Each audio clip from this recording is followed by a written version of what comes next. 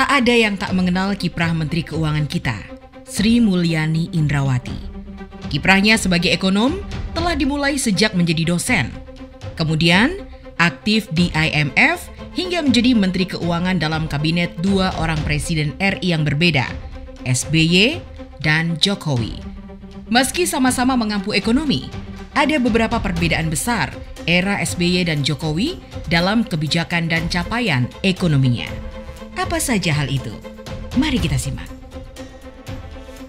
This is what I call it revolusinya Indonesia. Tidak dengan mungkin berdarah-darah, tapi perubahan fundamental waktu Republik pertama kali membuat neraca adalah merupakan demarkasi penanda bahwa Republik zaman, kalau orang Indonesia bilang jahiliyah, zaman sebelum itu belum diatur dan sekarang Republik sekarang sudah diatur. Apakah gampang? Sangat tidak gampang.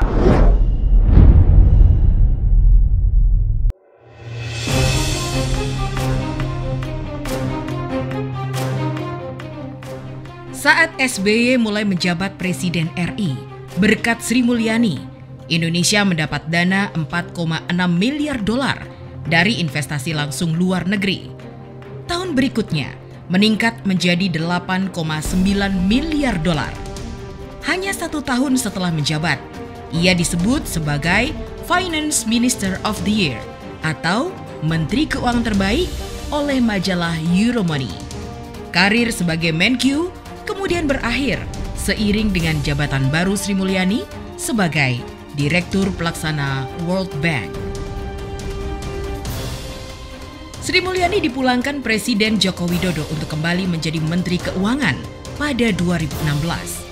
Setahun kemudian, ia dinobatkan kembali sebagai Menteri Keuangan Terbaik se-Asia oleh majalah Finance Asia yang berkedudukan di Hong Kong.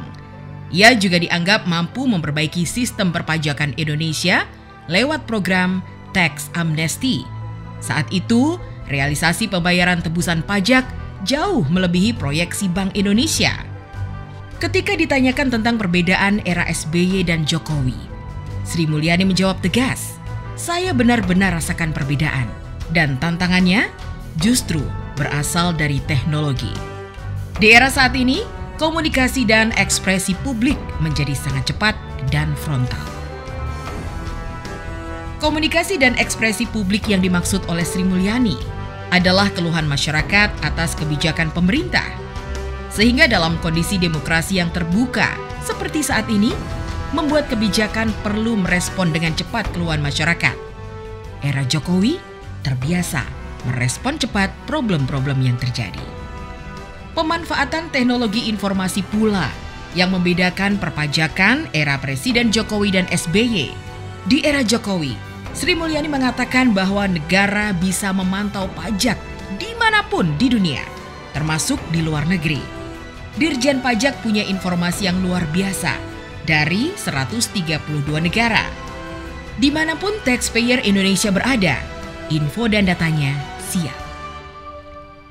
Pertukaran data perpajakan atau Automatic Exchange of Information atau AEOI kini semakin gencar. Jumlah yurisdiksi partisipan mencapai 98 negara, sementara negara tujuan pelaporan tahun ini sebanyak 82 negara. Sembari bercanda, Sri Mulyani mengatakan, "Dimanapun harta disembunyikan, pasti akan terpantau negara." Di era Jokowi pula, Sri Mulyani begitu galak mengejar aset obligor atau debitur untuk penyelesaian utangnya pada negara dalam kasus BLBI. Total utang yang harus dibayarkan puluhan obligor menyentuh angka hingga 110,45 triliun. Sedangkan di era SBY, Sri Mulyani justru harus mengundurkan diri karena tekanan politik yang besar dari elit soal BLBI. Salah satu yang dihadapi Sri Mulyani adalah Siti Hardianti Rukmana alias Mbak Tutut. Mbak Tutut mendapat dana BLBI lewat 3 perusahaannya dengan total pinjamannya hampir 1 triliun rupiah. Tommy Soeharto juga dikejar BLBI untuk utang berjumlah fantastis yakni 2,3 triliun. Gerakan aksi demo belakangan ini konon berhubungan dengan kesepakatan elit menjatuhkan Jokowi karena Jokowi mengejar debitur BLBI tanpa pandang bulu. Badan Pusat Statistik atau BPS mencatat pertumbuhan ekonomi Indonesia mencapai 7,07% secara tahunan, jauh melonjak jika dibandingkan dengan kuartal sebelumnya, bahkan tertinggi dalam 17 tahun terhitung sejak 2004. Ini sangat membangkitkan optimisme, apalagi bila mengingat pemulihan ekonomi masih belum kembali ke jalur normal karena adanya pandemi. Pertumbuhan tertinggi terjadi di sektor transportasi dan pergudangan, diikuti sektor akomodasi makanan dan minuman. Pertumbuhan ekonomi secara kuartalan ini melebihi pertumbuhan di era SBY. Meski memiliki arsitek ekonomi yang sama, era SBY dan Jokowi memiliki fokus berbeda dalam mengalokasikan anggaran. Di era Jokowi, perkembangan nilai tukar rupiah cenderung stabil meski harga minyak pada posisi rendah.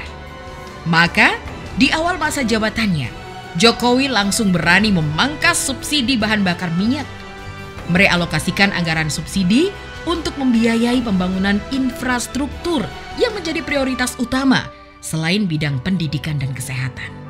Sikap pemerintahan Jokowi ini berbeda dengan pemerintahan SBY.